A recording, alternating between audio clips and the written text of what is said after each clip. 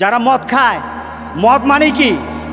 যারা নেশার সাথে যারা জড়িত, সে যত বড় কিছু হোক, যত মর্যাদার হোক, আপনি নেশার সাথে জড়িত, আপনি নেশা খান, নেশা বিক্রি করেন, নেশার সাথে কোনোভাবে জড়িত, আপনার জন্য আল্লাহ রাসূল বলতেছেন জান্নাতের দরজা তোমার জন্য বন্ধ। আছে কিনা সমাজে? নেশাখোর আছে, নেশার ব্যবসায়ী কেউ আছে, রাসূল বলতেছেন তারা জান্নাতে যাবে না, সে যত বড় আল্লাহর ওলি হোক। এরপর রাসূল সাল্লাল্লাহু আলাইহি সাল্লাম বলতেছেন আলাক, যে মা বাবার অবাধ্য সন্তান আছে কিনা সমাজে, জান্নাতে যাবে না। সে বড় হুজুর কিন্তু মা বাবার সাথে খারাপ ব্যবহার করেছে। সে বড় দাতা, মা বাবার সাথে খারাপ ব্যবহার করেছে। রাসূল সাল্লাল্লাহু আলাইহি সাল্লাম বলতেছেন তার জন্য জান্নাতের দরজাটা বন্ধ থাকবে, জান্নাতে সে যেতে পারবে না, জান্নাতে যেতে পারবে না। বিশ্বাস হয় কিনা বলেন? কেন বিশ্বাস হবে? জান্নাতটা সত্য, সত্য না? দুজক সত্য, কোরআন সত্য, মুহাম্মদ সাল্লাল্লাহু আলাইহি সাল্লামের কথা সত্য। মুহাম্মদ সাল্লাল্লাহু আলাইহি সাল্লাম বলে গেছেন এই লোকগুলি জান্নাতে যাবে না, এটা সত্য।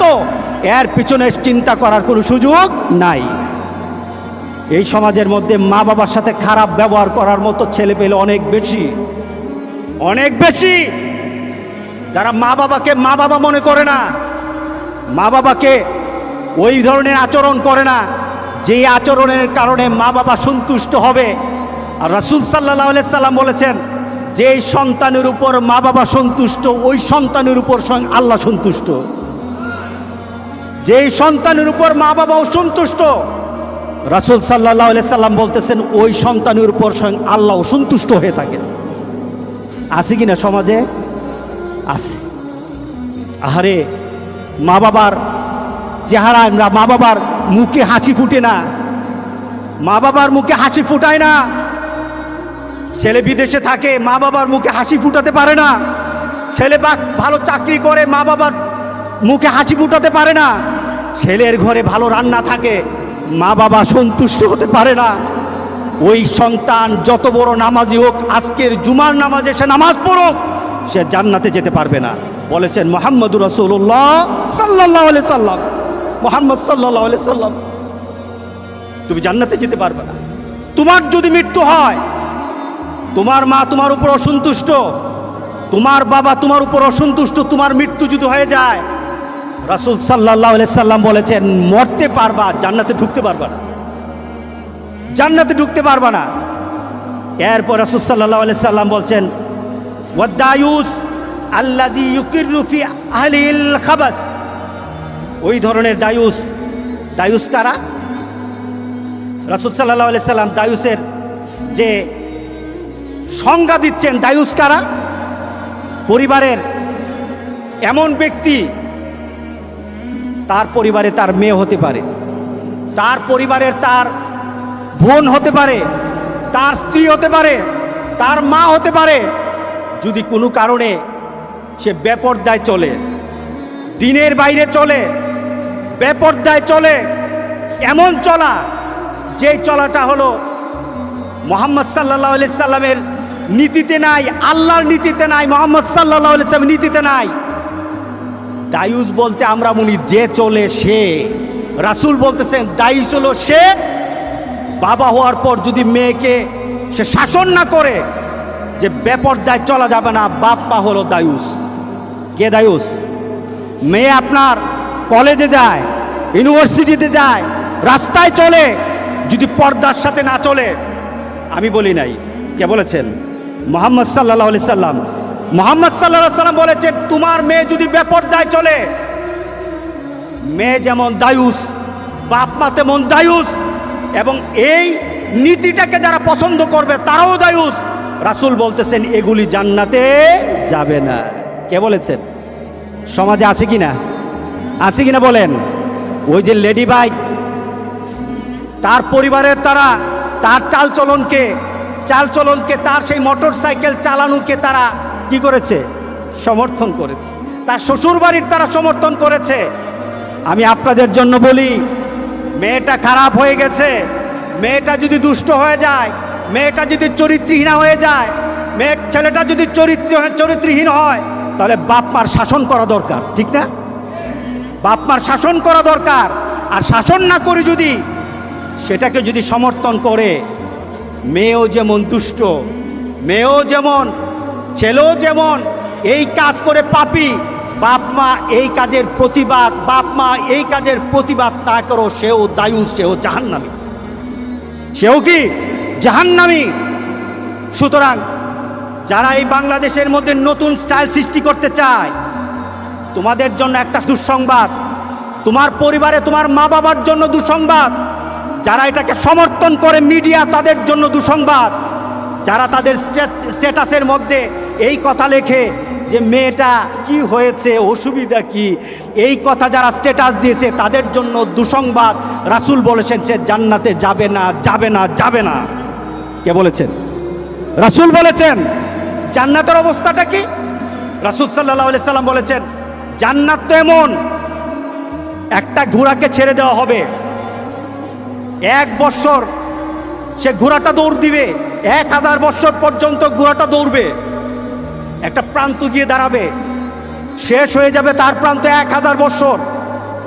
সেখানে দাঁড়িয়ে ঘোড়া তার যেখানে দাঁড়াবে সেখানে যদি একটা লোক দাঁড়ানো থাকে, 1000 বছর দূরত্ব, দূর থেকে 1000 বছর দূর থেকে জান্নাতের সে গ্রান সে শুনতে পাবে। কতটুকু দূরে? 1000 বছর পর্যন্ত একটা ঘোড়া চলবে, সেখানে একটা লোক দাঁড়ানো, জান্নাতে ওই প্রান্তে, এক প্রান্ত থেকে আরেক প্রান্ত পর্যন্ত জান্নাতের সুঘ্রাণ পাবে। রাসূল বলতেছেন এই ব্যক্তিগুলি জান্নাতের সুঘ্রাণ তাদের নাকে ঢুকবে না, যারা সেই জান্নাতের সুঘ্রাণ তারা পাবে না। আমরা কি চাই আমাদের জীবনটা এমন হোক? যদি আপনি নামাজি হন, দায়ুস হন, নামাজ আপনাকে জান্নাতে নিবে না। যদি আপনি নামাজি হন, আপনি যদি 1000 বার আপনি উমরা করেন, 1000 বার আপনি যদি 100বারও আপনি হজ করেন, কোটি টাকা আপনি দান করেন, আপনার মেয়েটাকে আপনি পর্দায় আনতে পারলেন না, রাসূল সাল্লাল্লাহু আলাইহি সাল্লাম বলছেন আপনি জান্নাতের ঢুকতে পারবেন না। জান্নাত হারাম। আপনার মা বাবার সাথে খারাপ ব্যবহার করেছেন, মা বাবা চোখের পানি ফেলে দিয়েছে, জান্নাতের দরজাটা বন্ধ হয়ে গেছে, জান্নাতের দরজাটা বন্ধ হয়ে গেছে। মদ খাও, নেশা খাও, নেশা ছড়াও, তুমি নামাজ পড়ো, তোমার পরিবারে যারা নামাজ পড়ে প্রতিবাদ যদি না করে, রাসূল বলতেছেন সে জান্নাত যাবে না, জান্নাতে যাবে না, জান্নাতে যাবে না। হারামাল্লাহুল জান্নাহ, জান্নাত তার জন্য আল্লাহ হারাম করে দিয়েছেন। আমরা জান্নাতে যেতে চাই ইনশাআল্লাহ, বলি মা বাবার সাথে ভালো ব্যবহার করব, রাজি আছি। ফালা তাকুল লাহুমা উফফিন ওয়ালা তানহারহুমা, তোমার মা যেন একটা শব্দটা না করে, তোমার বাবা যেন একটা শব্দ না করে তোমার আচরণে, বলেছেন আমার আল্লাহ। উল্টা যদি হয় সব আমল বরবাদ। মা বাবার সাথে যদি বেয়াদবি হয়, আজকে গিয়ে মা বাবার সাথে মাপ চাবো, রাজি আছি সবাই। আল্লাহ সবাইকে মা বাবার দোয়া পাওয়ার তৌফিক দান করুক। দ্বিতীয়ত, যাদের মেয়েরা, তাদের ছেলেরা চাল চলনে রাসূল সাল্লাল্লাহু আলাইহি সাল্লাম যে নীতি রেখে গেছেন, আল্লাহ যেভাবে বলেছেন, রাসূল যেভাবে নীতি দিয়ে গেছেন, এর বাইরে যদি রাস্তায় বেপরদায় চলে তাদেরকে কন্ট্রোল করব। রাজি আছি? কি করব বলে? কন্ট্রোল করব। শরীয়ত যেটা যতটুকু বলেছে ওই শরীয়ত অনুযায়ী চলার জন্য তাদেরকে বলবো।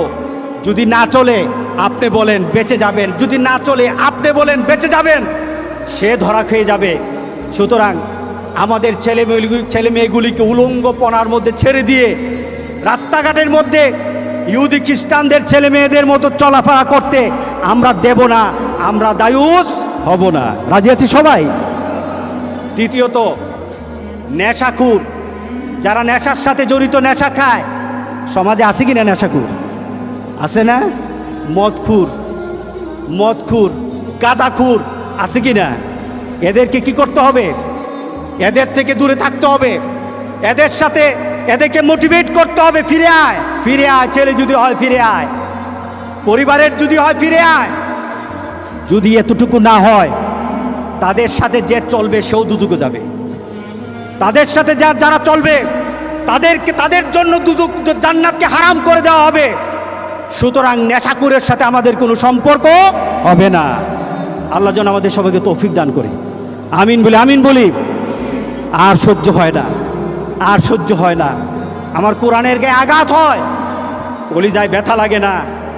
ছোট্ট ছোট্ট করে বলে দিনের এক একটা কনসেপ্টগুলি, দিনের এক একটা নীতির উপর এরা এমনভাবে আঘাত করে, ও শখ জেগেছে করেছি, শখের জন্য করেছি, শখ জেগেছে করেছি, শখের জন্য করেছি।